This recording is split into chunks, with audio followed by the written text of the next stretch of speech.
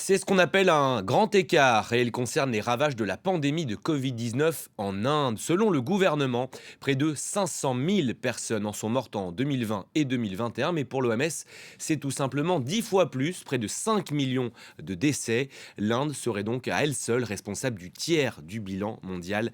Rien que ça. Pour en parler, on retrouve à New Delhi notre correspondant Alban Alvarez. Comment expliquer tout d'abord cette nouvelle évaluation bien éloignée de celle des autorités, du simple au décuple donc. Bonjour Alban.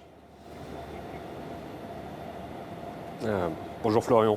Cette estimation en fait a été mesurée par l'OMS selon ce que l'on appelle le taux de surmortalité, c'est-à-dire un comparatif entre les décès enregistrés en 2020 et 2021 avec les décès enregistrés les années précédentes. Et ce qui frappe, vous l'avez dit, c'est que le chiffre, l'estimation donnée par l'OMS est 10 fois supérieure à ceux communiqués par le gouvernement sur la même période. Et ce rapport révèle une chose, c'est que la grande majorité des décès en Inde ont eu lieu à partir du printemps 2021, c'est-à-dire au moment où la seconde vague particulièrement meurtrière a déferlé sur le pays avec le variant Delta. Rappelez-vous, c'était exactement il y a un an avec ces scènes apocalyptiques d'hôpitaux saturés, débordés, submergés dans l'incapacité de soigner des dizaines de millions d'Indiens faute de lits disponibles et également faute d'oxygène. Et surtout, il y avait ces images de crématoriums ou encore de cimetières submergés aussi pendant des semaines. Et pour arriver en fait à cette estimation, l'OMS a également pris en compte ce qu'on appelle la mauvaise tenue des registres de décès dans certaines régions.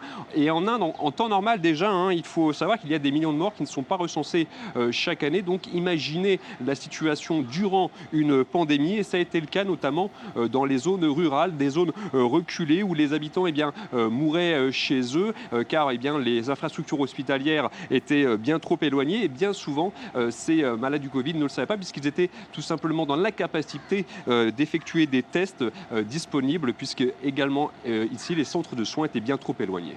Alban, les autorités indiennes ont bien sûr réagi à cette annonce, un gouvernement qu'on sent sur la défensive depuis le début de la pandémie.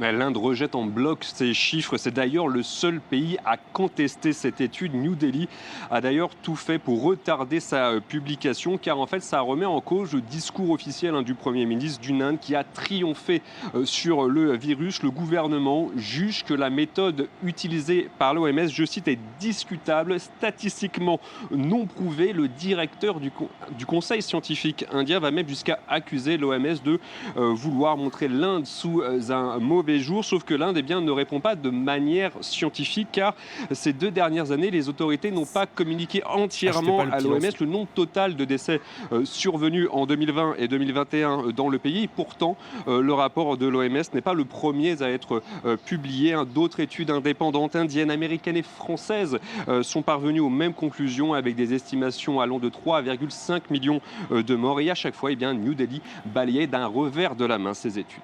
Merci beaucoup Alban pour toutes ces précisions.